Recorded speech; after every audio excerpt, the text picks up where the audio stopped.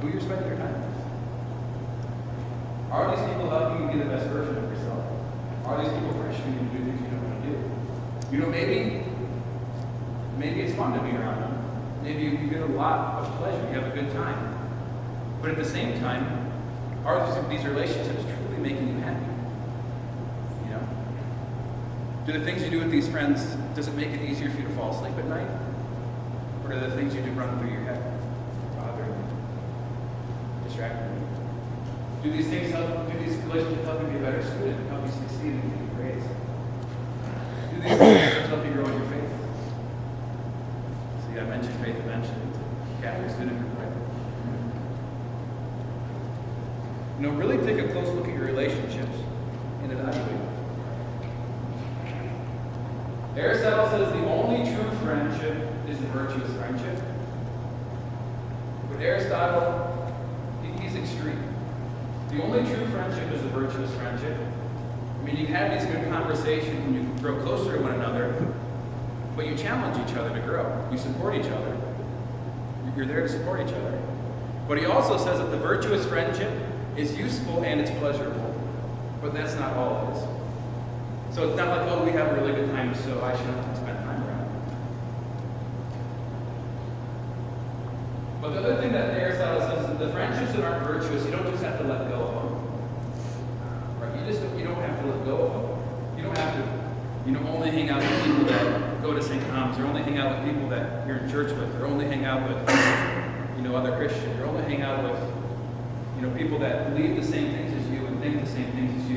You don't have to limit yourselves to these relationships, but we shouldn't look to these other people to find our value. We shouldn't look to these other people for self-esteem. We shouldn't look to these people to form our self-image. We shouldn't look to these people when we're in our tough times. We need to love everybody. A good example, like my stereotypical useful friendship is my bank teller. Her name is Veritas. She's a Steelers fan. She's cool. We talk about football, and she transfers money from my checking account to my savings account.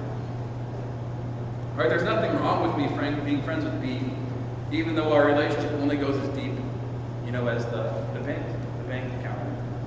I don't see her otherwise. It's a good relationship. It's fun, and that's fine. It's not tearing her down. But if I knew that B's life was like heading south, she didn't just be what's going to be a Pittsburgh thing? So there's probably nothing worse. She just stopped playing football altogether. Cameron's a Pittsburgh guy, so I would be like, what's up, B?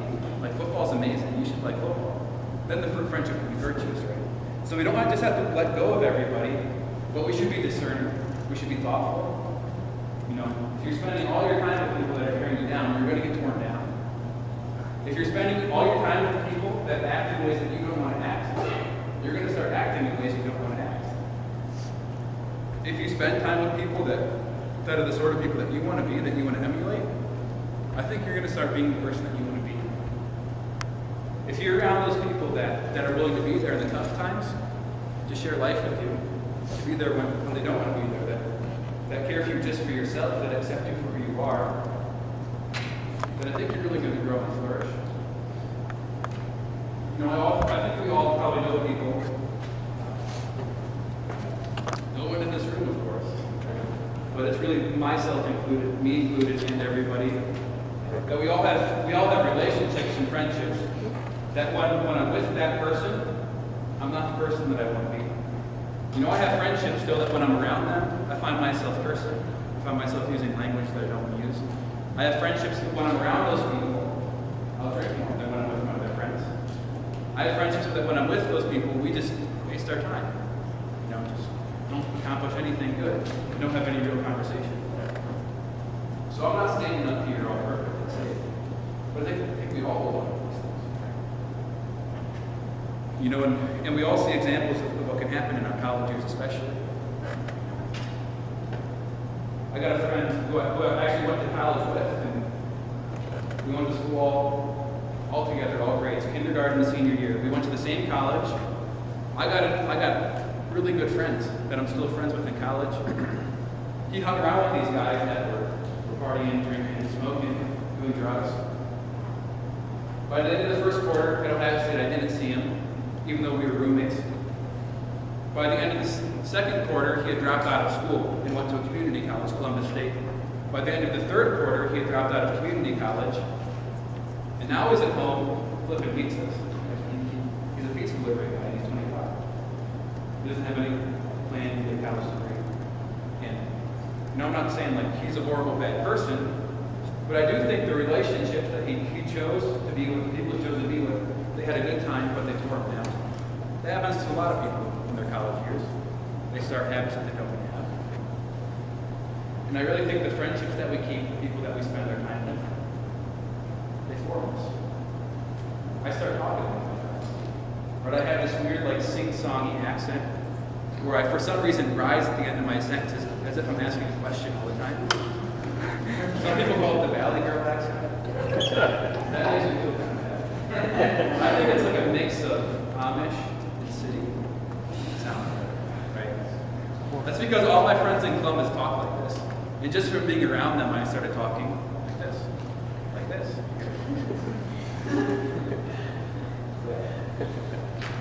So we become like our friends. You start talking like your friends.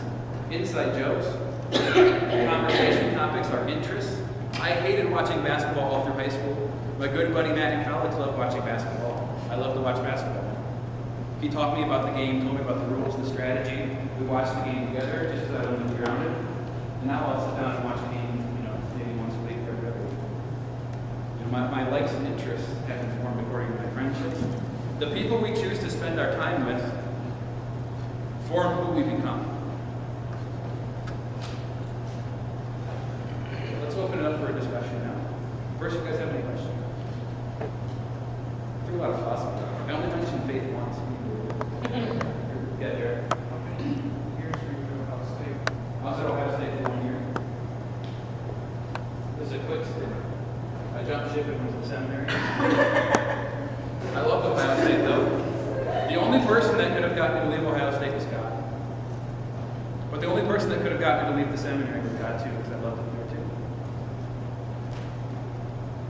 So what about you, Amber? I'm saying, Jim.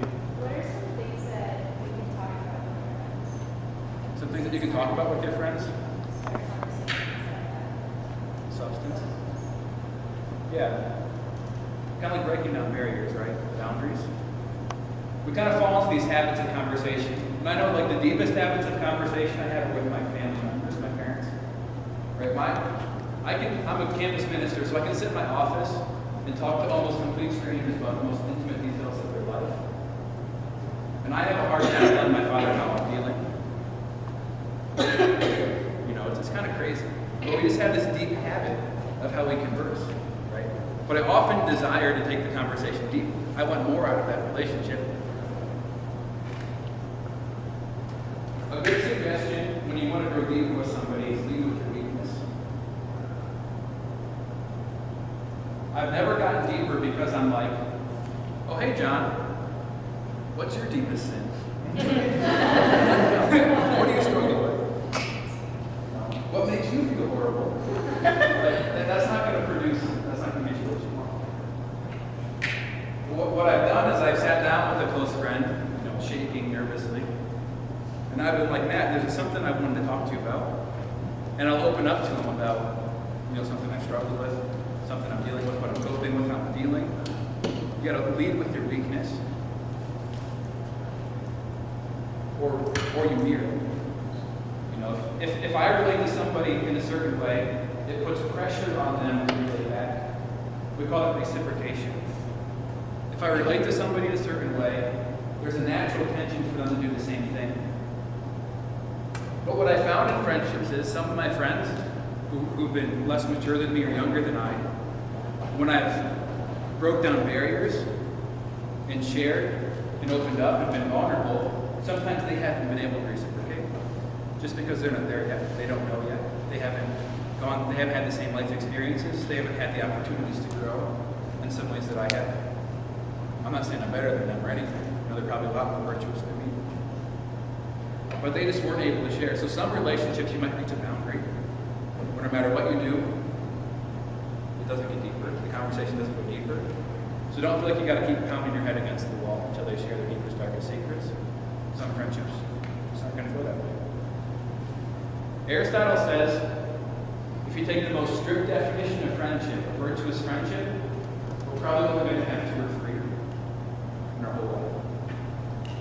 Of people that if you seek after it and strive after it and really give your life to it, that you really do it good, that you really do it well, that you really accomplish this level of intimacy and support and living together and being connected. Yeah, so lead with your weakness. I mean, the worst thing that happens is they know it about you. You know, and then if they open it up and share it, like, Gina struggles with this, then you know who your friend isn't. You know, move on. If they're going to break your trust like that. The worst thing that can happen is you just look for somebody else for a friend. And you weren't getting anything out of that friendship anyways. That friendship wasn't where you wanted it to be. You know, you weren't really being supported. You weren't really being, finding that camaraderie. So then you can look somewhere else for it. Invest in it. Isn't like you take care of it. Yeah, Chad. How do you go about, like, if you're mentoring someone, like, how do you know if you can move into, like, a friendship with that person as opposed to, like, a discipling relationship or something? Great question. Yeah, that's a fine line to walk. So basically, the relationship starts out when there's inequality in it. For whatever reason, you're providing something for them, you're nurturing them. For example, like, if you have children, you're going to be nurturing them, caring for them, but then they're going to end up being adults. And if you keep treating them like children, your relationship is going to stop. And you guys probably all experience this with your parents right now. You go home. When I would go home after college, I'd be like, Mom, don't touch my laundry. Like, I'm going to do my own laundry because, you know, I'm an adult. But she kept doing my laundry. I actually just had to be allowed. But there was tension because she kept treating me like I was a kid. And that kind of kept that inequality. So the first thing that you want to be careful with is you don't want to put burdens on them they can't bear. Right? If we open up to them and go deeper, that forces them to reciprocate. There's that tension or that energy for them to return the same kind of communication. If they're not ready for that, it's going to be burdensome and frustrating for them. That they're going to feel that tension. And so, you know, you can only test the waters, but once you find the boundaries, don't keep pushing. The second thing is you don't know until you try. Like, I know for me, if I've been mentoring somebody and it grows into a friendship, there's a lot of pride in me that I have to deal with. Because what happens in a friendship is there's a mutual challenging. Iron sharpening iron effect. You know, I've been building them up and challenging them and calling them on and teaching them. Then all of a sudden, one day, this guy starts like, he calls me out on something, right? He says, Andrew, what the heck are you doing? You're a mess. I have to be rolled up. I'm a mess, you know? And there's like, mutual pride. Just builds up, and I just want to like, be angry and yell at the person. You don't tell me what to do. Back in your place, mentally. You know, so I have to bite my tongue and suck it up and deal with the fact that they're going to call me out. And that's yeah. So being aware of where they are. You know, you can't push everybody into it, but then being willing to lead with your weakness, being willing to be vulnerable. And then when you do find a friend in them, to be willing to suck it up and face the fact that the tides have changed and the relationships are different. They're all hard things. This isn't an exact science. You know, it's a lot of like trial and error. But it's worth it. It's worth it if you can find the best friend. It's worth it. Hey, Jay. I find oftentimes I will have friends who I'll hang out with for quite a while. And then for whatever reason, I'll just suddenly realize I haven't hung out with them in a long time. It'll make me feel really guilty, or I haven't talked to someone in a long time. And I'll feel really bad about it. And another problem I have is that I'll have friends that in the past I've gone to because I needed help. And then I realize I don't hang out with this person otherwise, and I only have ever